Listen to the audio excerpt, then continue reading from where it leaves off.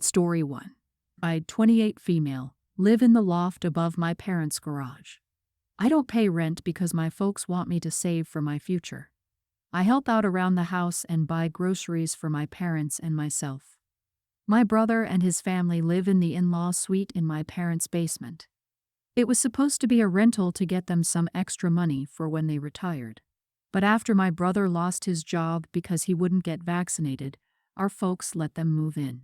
I also love to buy my parents gifts, but my brother and his family always needed exactly what I happened to give them. For example, I brought my mom a very colorful bag from Colombia called mochila. It is a woven cotton shoulder bag made with very vibrantly colored yarn. My niece 9 saw it and wanted to use it for a project at school, where she promptly lost it. I got my father a bottle of Van Winkler bourbon since he loves to have a drink after a long day. My brother and his wife found it and drank it mixed with orange juice because it was so strong tasting. So now I do other stuff. I took my mom to go see Anastasia, and I got us excellent seats. No one else was invited. I took my dad out for a steak dinner and then to a speakeasy in our city and treated him to a $160 cocktail. My parents love doing these things but won't waste money on them. I keep the groceries I buy in my loft. I will make my meals for my parents and have them over, or I will bring the ingredients and cook with my dad. My brother started asking why I don't leave the groceries in the freezer, fridge or pantry they have access to, and why I stop buying my parents gifts. He says I live there for free and should give our parents more. I asked him how much money he was paying them in rent, or how he was contributing to the household, and he said he was tired on the weeks he was home, and that his wife and kids were too busy to help. I work a full-time job, volunteer at a cat rescue, do theater sports as a hobby, and still manage to help with yard work, housework, errands, and helping with my grandmother, who's in a locked-in facility for dementia patients. I pointed this out, and he said I was being a little witch. I said I wasn't stupid enough to leave anything around that he or his family could steal. Now we're fighting and my parents are upset. His wife called me an idiot for not sharing the treats I bought for my parents. I can afford to buy treats for my parents and me, but not for 5 more people who don't contribute. Am I the idiot? Not the idiot, that's actually clever. I'd keep that up. Sporting events, movies, more dinners, shows, and any kind of experience rather than effects that can be stolen. As for your paying rent or not, that is between you and your parents. None of your mooching, stealing brother's business.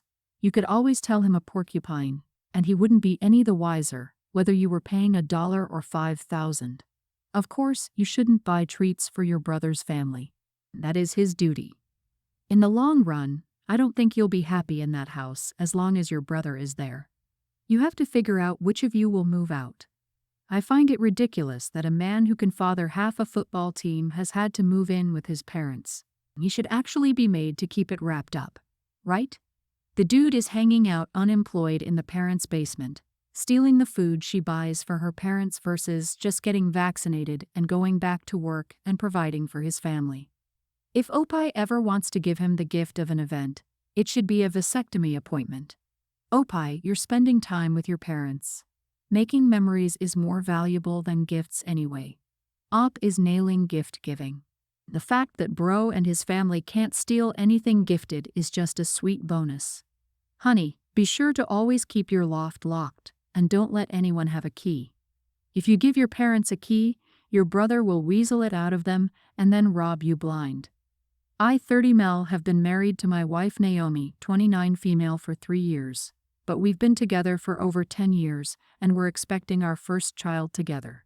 Naomi is currently 6.5 months pregnant, and I'm not going to lie, but her pregnancy is considered high risk, and our doctor advised her to avoid any stressful situations because of it.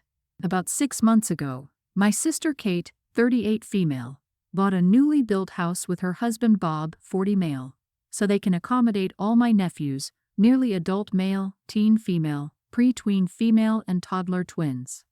Their house has 6 bedrooms, and an extra bedroom is used as Bob's hobby room. Bob is very into insects and spiders, so he has a few tarantulas, cockroaches, etc. Now to the issue. The latest survey has discovered that Kate's house is unsafe to live in due to construction issues. I don't know why it hasn't been picked up earlier.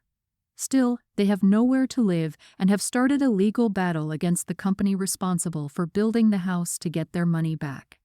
Currently, they cannot afford to buy another house or rent as prices for the places to rent are way too high in their area. Due to this, my sister has asked me if they can temporarily move in with Naomi and me since Naomi inherited a large house from her parents. It's an older Victorian house that still requires a lot of work. So far, we've only replaced all the windows to keep the warmth in. The house has enough space for my sister and her family. I said they could move in with us as long as they don't bring their tarantulas and other insects with them, as my wife is terrified of spiders, to the point of passing out or having a severe panic attack, and Bob has them escaping frequently. Bob refused. This resulted in a massive argument where I was called an idiot for not providing my sister and her family with accommodation at the time of need over some spiders. Am I the idiot here? Excuse me. You are providing your sister and her family with accommodation at the time of need. Her hubby is refusing those accommodations over some spiders. Not the idiot. If Bob's priority is his cockroaches, not his kids, that's on him.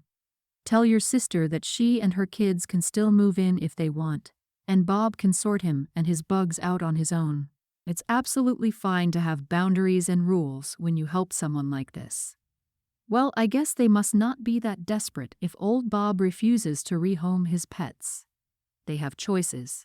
Bob lives in his car with his insects, or they all live in a car with his insects, or they convince someone else to be kind enough to take in a family of 7. Plus an insect collection. I wish them luck with this one. I understand that pets are important, but so is family. His pets don't take precedence over your wife. I'd be as a saint even to consider taking in that many people, even without the pets. Good for you for prioritizing your wife. Most people fear spiders and tarantulas. If they're known for letting the insects escape, your sweet wife would be beside herself and probably never sleep again. Especially once your baby arrives. Aside from the insects, I'm shocked at your over-the-top generosity in welcoming 7 people into your home, while also expecting a new baby. Plus, insurance typically covers a rental or hotel when things like this happen, so I wonder why you're expected to house them at all. You've dodged a bullet here. Shut down the conversation ASAP and consider revoking the offer. Sorry, not sorry for them. Story 2. I, a 32-year-old female, my brother Nate, 49, married his first wife and had my oldest niece Zoe, 24. Nate cheated on Zoe's mom when Zoe was 6, and they divorced. Zoe's mom took her to another city and Zoe would come to us for summer vacation. Nate moved his girlfriend in after the divorce and had Kim, nearly adult female. I've always sent Zoe Christmas and birthday cards. She would send me a message a few times a year for updates. We're friends on a few social media platforms, but neither is very active online. Last year, Zoe said that she was getting married. Our family was happy for her, and Nate said he would help pay for the wedding since Zoe and her fiancé are only 24. Zoe thanked him and went about planning her wedding. Recently, Nate learned Kim is just a guest at Zoe's wedding. He told her she should make her only sister the maid of honor. Zoe said that position was for her best friend who's been in her life since she was 10. Nate wasn't happy, but then suggested Kim could be a bridesmaid. Zoe said no, that although she feels bad for feeling this way, Kim is proof of him cheating on her mom. She's uncomfortable having Kim as anything other than a guest at her wedding. Nate said Zoe needs to make him a bridesmaid or he will pull all the funds from her wedding. When I learned of this, I lost it on my family, especially my parents, asking why they could back Nate up on such a thing. They said they agree it is a little mean, but this needs to be done to keep the family together. How can Zoe get married and not have her only sister involved? I'm doing rather well financially. I called Zoe to console her and asked how she planned to proceed with the wedding. Zoe said they would scale down the wedding. It would be a shame, but it was the only way her fiancé and she could pay on their own. I asked for the difference, and since it was only just over $10,000, I told Zoe she could consider it a wedding gift from me. and she could have her dream wedding. Zoe was ecstatic. She said I gave her the ability to really have her wedding the way she wanted it. My family was mad at me when they learned what I did. Kim was crying and said she was looking forward to being a bridesmaid at the wedding, and I ruined everything. Nate said Zoe wouldn't even let her walk her down the aisle now. And my parents added that all their extended family and friends would talk about how dysfunctional our family is. My family gave me so much grief that I wondered, am I the idiot? Not the idiot, you're a saint. Zoe isn't snubbing people or making it a big deal to exclude people. She's just not going out of her way to appease other people's unreasonable requests for her wedding. And the fact that Kim said she was looking forward to being a bridesmaid at the wedding, and saying you ruined, that means that she was promised that her dad would be able to manipulate Zoe into giving her what she wanted. That doesn't sound like a loving father or half-sister who's bothered or hurt by the lacking relationship with Zoe. That's a couple of self-pitying idiots who are willing to use Zoe to get something they want, and are upset that they've been denied the chance to take advantage of her. Also, being in a wedding party is a big responsibility. Being the maid of honor is even more so. Is the teen going to plan the bachelorette party, attend wedding dress shopping, coordinate the other bridesmaids, be someone the bride can lean on for emotional support, protect the bride from unnecessary stress? It's not a prize or a gift you just give to a child because they want it. If she wants to wear a pretty dress for a fancy party, she can save it for junior prom, right? Why do I feel that if Kim ended up being maid of honor, it would be her mother planning everything as some sort of power trip? Dad was willing to ruin Zoe's wedding because his spoiled affair baby had her heart set on being a bridesmaid, and now is mad he can't walk her down the aisle. He lost that privilege when he started playing games at his daughter's wedding. Good for you all. Finally, someone who can see what's right and wrong, and is willing to step up and help. My son is a toddler and is still nursing. I don't see the point in giving him cow's milk and freezing pumped milk, so I just put my breast milk over his cereal or in recipes I'm going to make him. He does have cow's milk, just not regularly. My in-laws are currently staying with us.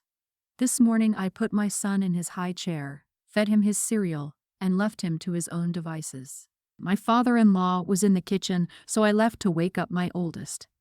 Anyway, I bring her down and find my father-in-law finishing my son's cereal.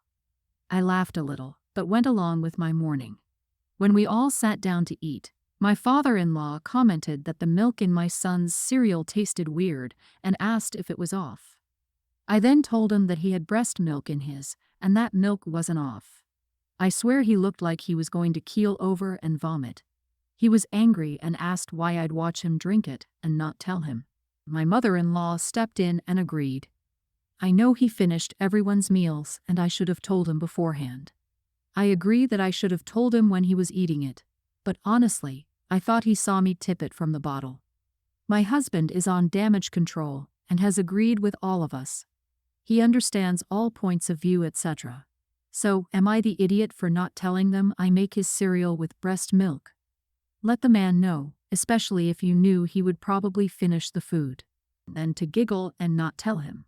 Are you serious? I'm not buying you. Thought he saw excuse.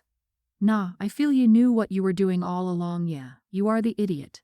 You didn't have any obligation to warn him in advance or anything. Still, you should have said something immediately when he saw him eating it at that point. Why bother? He's already eating it. He already thinks it tastes weird and is spoiled. But he finished it anyway if he's okay with spoiled and possibly dangerous milk. But not yucky because it came out of your boob milk. That's a him problem, not the idiot. It's wild that he took a baby's cereal and started eating it. Yeah, if it tasted off, why was he still consuming it? The dude is weird for that. Plus, yuck, that toddler could have sneezed it in and drooled. Heck, if the kid had his fingers down his nappy briar, guess what germs are in that cereal? Who even walks around someone's house just finishing other people's meals? Like it's a baby, get your own cereal lol. Also, a little breast milk isn't gonna hurt him, it's fine. You're simply living your life taking care of your kids as you always do. It's not your responsibility to police a grown damn man. If he's gonna go around acting like the family's personal garbage disposal, Let him take the risk of ingesting something he's unaware is in the food. This is all on him. I'm male 38, and my wife 37 got into a little argument last week. She's going on a 3-week trip to the US, we're European, for some research studies in a prestigious school, unpaid and outside her work scope. I pushed her to take this opportunity and instead take care of the 2 boys back home. And just for the record, as I started seeing that people believe men don't take care of kids where we live, I took more paternity leave and do most of the activities with them as I enjoy. So this is not me being scared of being with my boys. After these 3 weeks, I expected my wife to fly back directly to us. However, she asked me if she could fly to New York and visit the city for 3 days. She said it's her childhood dream and doesn't know if the opportunity will present itself again. I have told her that this is also a dream of mine and I would have liked to experience it with her, but now I will not. While she was talking about it, I felt disappointed and sad that she wouldn't like to return to her family ASAP. I told her I was afraid I had to disagree and that I didn't want her to fly to New York, but instead fly back to us. She refused and said she would book the tickets anyway. We are used to traveling often for work, 2 or 3 days, and we always take 1 extra day to visit. However, this time 3 weeks is not 2 or 3 days. In some way, I feel angry at myself for thinking that my wife is selfish, but at the same time, I believe I shouldn't interfere with her dream. However, I cannot stop thinking I would not have behaved this way, especially after 3 weeks. I've now asked her to unbook her tickets, or else I will also book a 3-week trip abroad by myself when she returns. Am I the idiot? You are the idiot. It's 3 days.